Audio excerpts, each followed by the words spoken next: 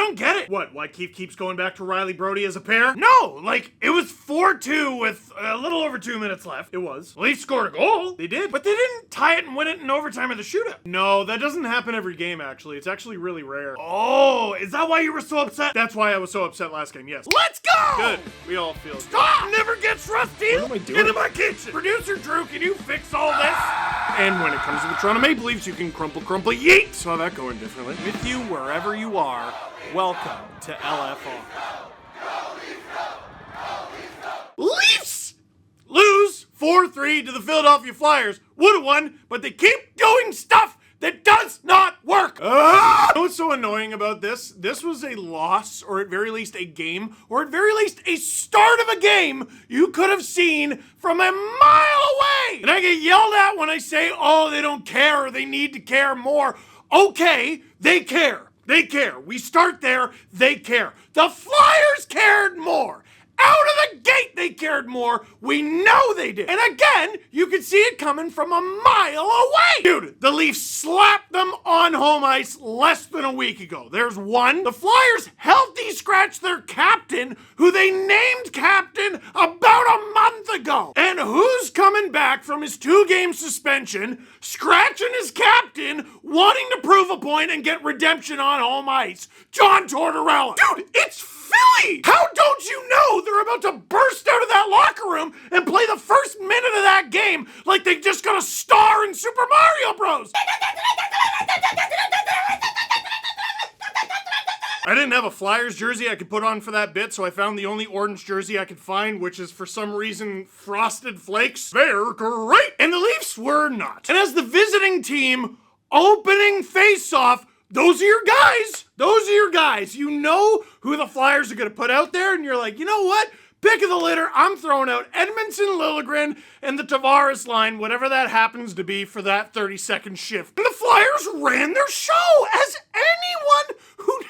How don't you know that's about to happen? Listen, I don't claim to be an X's and O's guy. I know I never played in the show. But dude, you watch LFR. You watch these videos. I said it before the end of the video the last time these guys played. The Leafs mopped them on home ice. The Flyers are going to get a chance at redemption. Tortorella's going to be back from suspension. I didn't even know that Couturier was going to get scratched. And they come out with that opening shift. Full credit to the Flyers, but you know what they're going to do and you can't stop it. Or you somehow didn't know what was gonna happen, and oof, this first goal, dude, like, I like the potential of a Liljegren-Edmondson pairing, I do. Like, they showed a graphic during the game. Liljegren has, I think it was a goal and 10 assists in his last 13 games, or 11 assists in his last, he's unreal. But the dude has 2 modes. Legitimate, decent-looking top 4 NHL defenseman, and dude who won a contest to play in the NHL with a coupon he found on the back of a cereal box. He'd get walked later in the first period, even worse, but he would recover as the game went on. Still, it's 1-0. Then, well, you know what happened. If you don't, let me fill you in. The Flyers ended up going 3-0. There was a D pair out there that wasn't good. They weren't good on both of them. So what were the D pairs for this game? Edmondson, Liljegren, that's how it started, right? And they were on for the first one. Shame on you. McCabe, Benoit was another one. Benoit getting back into the lineup. Wait a minute, why was Benoit in the lineup? Oh, Ilya Lyubushkin's sick. No, not like he's really good, like he's ill. So that means the pair that you throw out there featuring your most expensive defenseman is Morgan Riley and TJ Brody. Everyone, look at your calendar. Maybe you're old school, you nailed it to the wall, or you got one of those sticky things that where you pull the tab, and they often strip the paint off the wall and they do more damage. It's like, just let me use a nail. It's not that hard to fill holes. Anyway, or you can just look at your phone. Okay, when you're on there's so many apps. There's lots of cool stuff like weather. You can get people to yell terrible things at you on the internet. Let you know you gained some weight in recent years. Not talking about anyone specifically. Me. I like the Leafs and I like food, and only one of them ever lets me down. When you're on your phone and looking through all the wonderful apps, you'll notice there's a calendar app. All right, so what you're gonna do is you're gonna take your finger, right? You're gonna take your finger and you're gonna click it, and you're gonna look at the year. Do you see the year? Here, I'm gonna show you the year. Here it is. There's my calendar, and if you look up at the top left corner, it's 2024. Sheldon, it hasn't worked for like 2 years, and you've been here the entire time. Can I show you the second goal? Look at this. No! Your $7.5 million million defenseman puts it into the feet of TJ Brody, who's playing on... Why do you keep making him play on that side? Why? Everyone stop picking on TJ. Everyone, he's doing his best. He's doing his best. We already know that's not where to play him, and he keeps doing it. And by he keeps doing it, I mean Sheldon. He has to play where the coach tells him to. Why? How come? Sheldon, Guy, Dean, any of the guys on the bench, Shanny, Bueller, why? Here, you want to see the third goal? All right, who you got? Oh, I got Sammy. Oh, good, me too. Good thing we're both covering our own goaltender and nobody else. Stop it. Sheldon,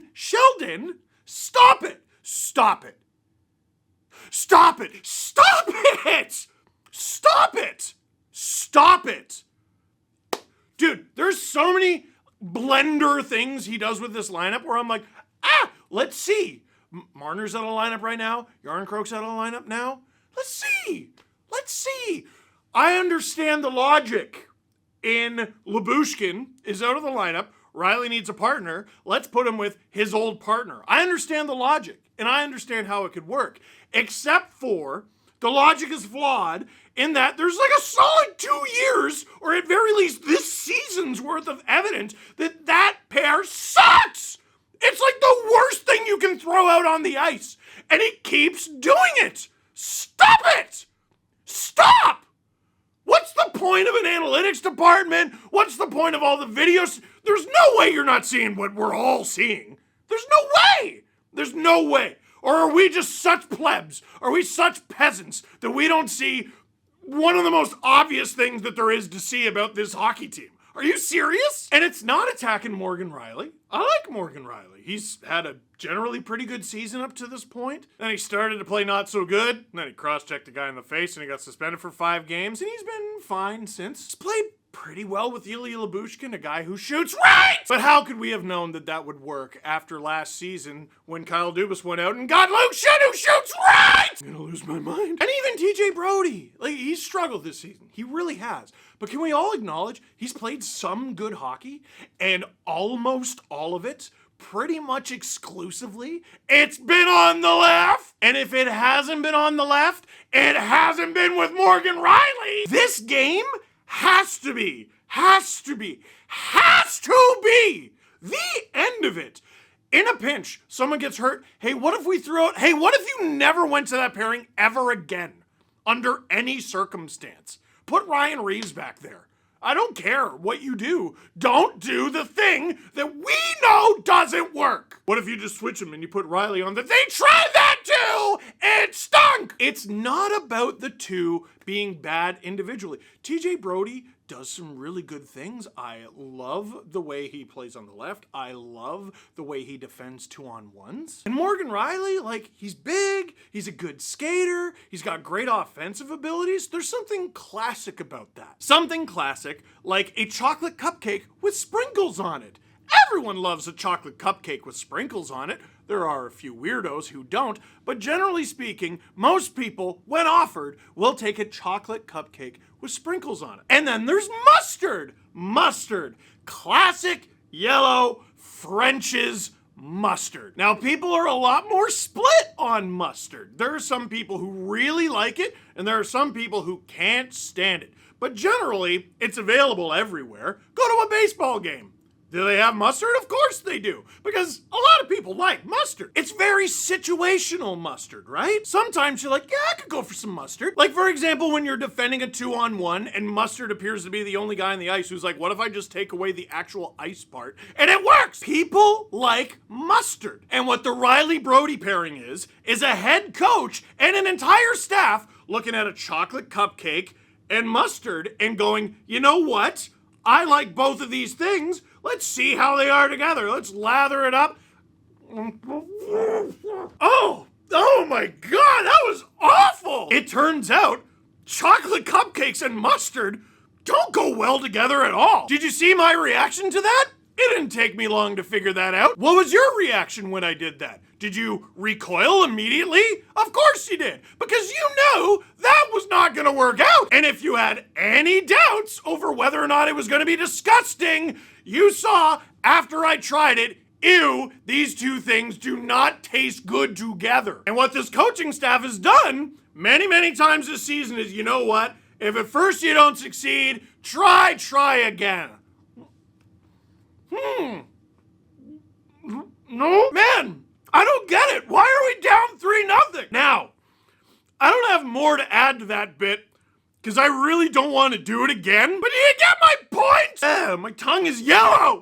That's freaking gross. Steve, why are you harping on this so much? I'm harping on it because they shouldn't have lost this game. Like, bad start to the game and all. Because William Nylander scores with a rip. He snipes it on a gift of a power play. Yes, I will acknowledge that. But he rips it with elite talent. Of course he's going to score with elite talent. That's why the Leafs haven't been shut out in forever. Because even in games where they don't play that well, they find a way. What happens shortly after? Tyler Bertuzzi. He goes to the Tyler Bertuzzi money area, which is the front of the net, and he bangs one home. Holy cow, is this guy a player? He has emerged. The Leafs are within one. And then the Leafs get a power play again. And guess what? They're about to tie it. Just joking. The second unit put their heads together and said, let's make it so that this coaching staff never plays us again. All that goodwill William Nylander built up by scoring a goal 10 seconds into a power play while the power play is slumping. Let's get rid of all of that immediately. You know that thing that ticked Sheldon Keefe off a few weeks ago where Liljegren didn't know a guy was coming out of the box? Let's do that again. Except it's a terrible pass to Nick Robertson, who cannot handle it after a couple flubbed zone entries from the kid. It was not a good power play. And this is what it looked like at the end of it. It's just a full-on yard sale. Just total redemption or revenge or whatever you want to call it for the Philadelphia Flyers after less than a week ago. They had a goal scored against them where 3 of their guys didn't have sticks and they regained the 2-goal lead. Tavares scores with 2:10 to go. Again, elite talent. They're gonna get goals like that. They're gonna come up in situations like that. That's part of why you never turn a Leaf game off, dude. They might blow a lead. They might overcome a deficit.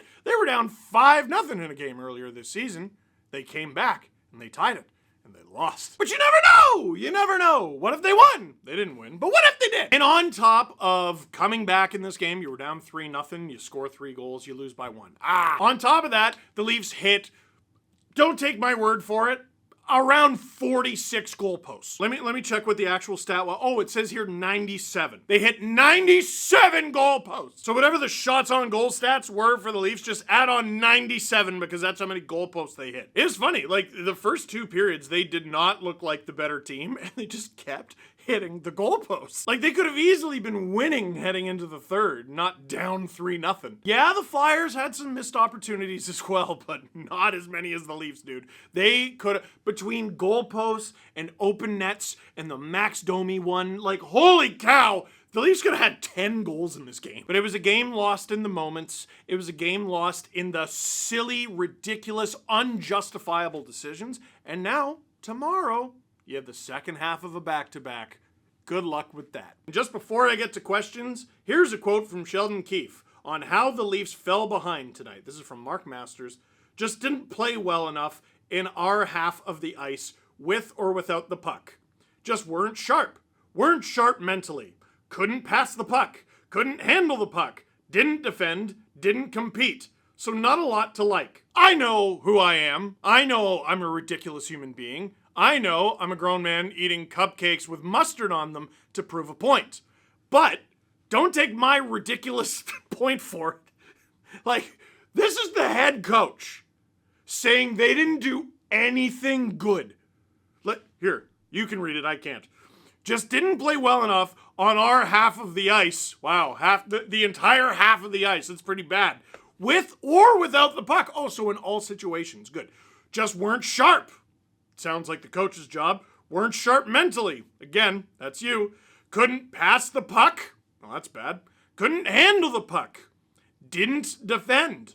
Didn't compete. Oh, so you know what? Around these parts, you get yelled at for saying the team didn't compete. How dare you? That's about saying they don't care. So not a lot to like.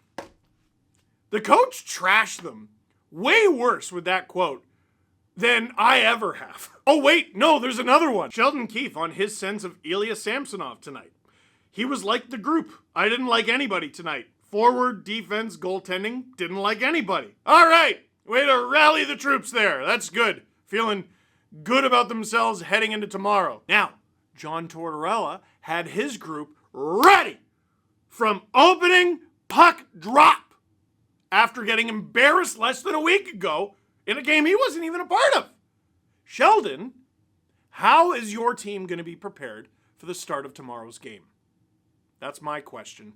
What are yours? Was it so hard to ask the Leafs to play a full 60 minutes for my birthday? Imagine if that's all it took. Part of the pregame speech, like on top of the board where they put like all the lines and everything, they just put a random Leaf fan's birthday and their photo. I don't think they'd care. But imagine they go 82-0 and that's why? Be honest. How worried were you about the shutout streak going into the third period? Yeah, so for those of you who don't know, the Leafs haven't been shut out in like several years, I think. And I do not care about that streak at all. I almost cried when the team won a playoff round last year in a league where the champions have to win 4 in a single year. I don't care about the shutout streak. I want them to win a championship. What will it take for Keefe to give Brody a break? Dude, maybe this is it. Maybe this is it. Riley and Liljegren played well together, an all-offense pair. At the end of the game, it was obviously a unique situation. Lyubushkin comes back next game. There's no justification for taking Benoit out of the lineup. This is just to show you that there are numbers there to support what I'm saying. It's not just the eye test. James Myrtle saying another tough night for the Riley Brody pair. Score-adjusted expected goals percentage. Riley Brody, 29% is so brutal. McCabe Benoit, 56.2. That's pretty good. Edmonton Liljegren, 42.6. That's not very good. Riley Liljegren was 95.6, but again, late in the game, kind of skewed. The main takeaway from that is one pairing was pretty good. Another pairing was not very good. Another pairing was unusable. Stop using that pair. And if that means you got to scratch a guy who's been with your team for years and years because he's not up to snuff, whatever. David Kampf had a 300-plus game Ironman streak, ended earlier this season just after signing a 4-year contract extension. Nobody cared about that, did they? Lots of guys in this team need a break. Give them a break. That's enough. But it's an illness. I've had illnesses. They don't get better overnight a lot. So Brody's probably going again tomorrow. And when he does, I swear, if he's with Morgan Riley, I'm going to lose my mind. So that is it for this one. Thank you very much for watching. Click like if you like this video. Click subscribe if you really liked it. Tell all your friends. No, I'm not doing it again. No, I'm not doing it again. My stomach hurts.